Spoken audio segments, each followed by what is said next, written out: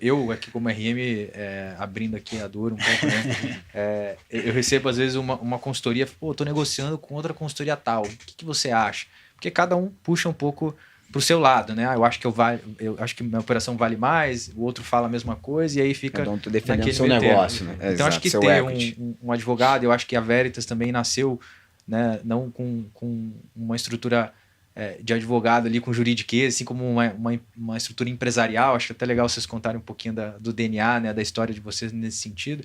Mas ter alguém no meio do caminho ali que possa ajudar. Cara, vamos pensar no valuation, vamos pensar como que a gente estrutura isso, vamos pensar nos ganhos de sinergia, até para que 1 mais 1 vire 13 e não só somar a custódia em si, né?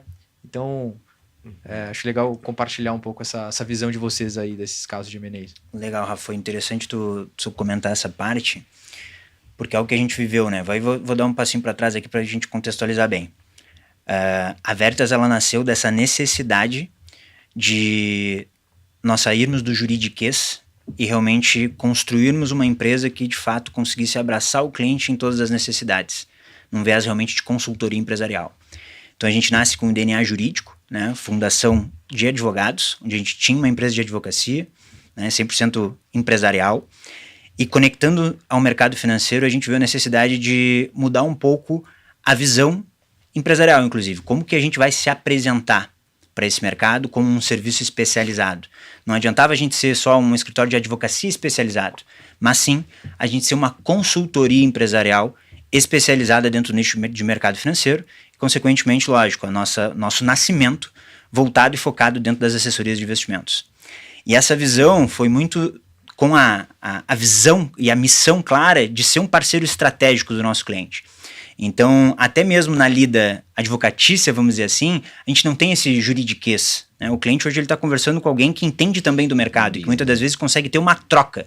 E não só aquela visão questão técnica do que tu precisa, mas sim conseguir ter uma troca. Cara, o que está acontecendo na operação lá que tem 25 bilhões, a operação que tem 200 milhões? O que acontece numa operação que tem 600 profissionais ao mesmo tempo, ali, assessores de investimentos, por exemplo, numa operação que tem 20? Quais são as dificuldades desse cara que tem 5 bi para o cara que tem 1 ou para o cara que tem 100 milhões?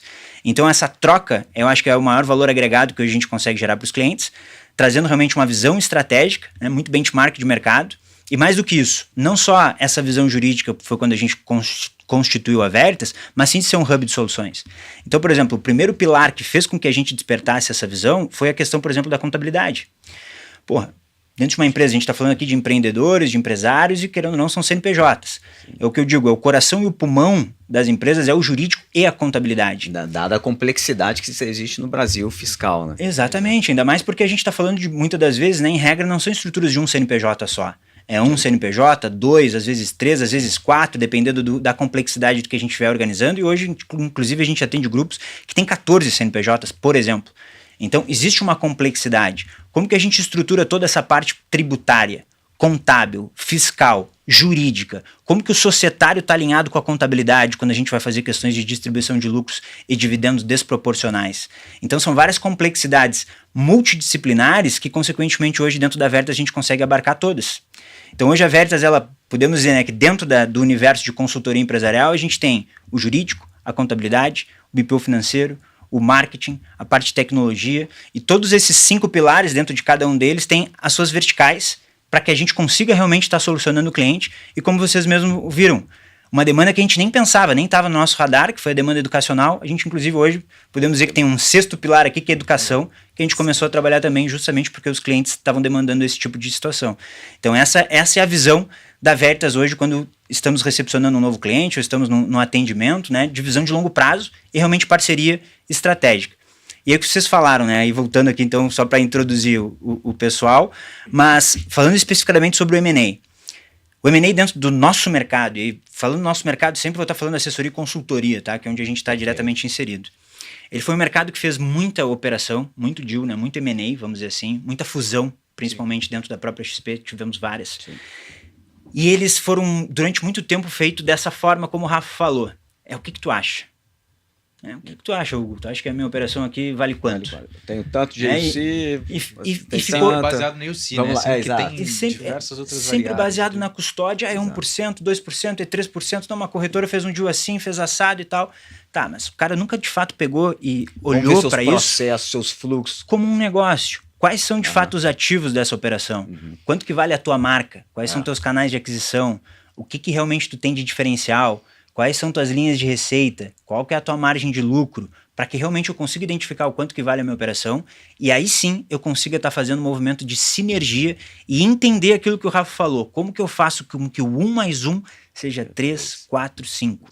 Então o processo que a gente chama de deal advisor, que é quando o cliente nos contrata para fazer esse tipo de operação, vai muito além de identificar ou entregar um valuation, mas sim mapear as duas operações, né, eventualmente pensando numa fusão aqui, e entender quais são os pontos positivos e negativos de cada uma e fazer o cruzamento entre elas para que a gente identifique as sinergias e o quanto que isso realmente multiplicaria a visão do 1 mais 1, realmente virar 4, 5. Porque a gente pode ter empresas muito boas ali focadas no asset allocation e outras muito boas em outras soluções financeiras. Exatamente. Então, que outros destrava produtos, muito valor. Que é o golaço, né? Que é o golaço. Conseguir juntar isso, você consegue agregar muito valor. Porque o pessoal fica muito tempo, aqui no bom sentido, né?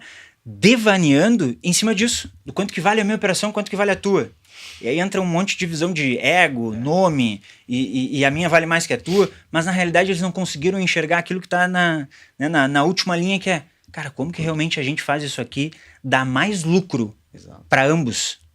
E ao invés de eu ter 100% da minha operação aqui que vale X, eu eventualmente ter 20% de uma operação que vai valer 10X. Né? E aí acho que aqui é uma das coisas que acaba fomentando esse movimento de consolidação.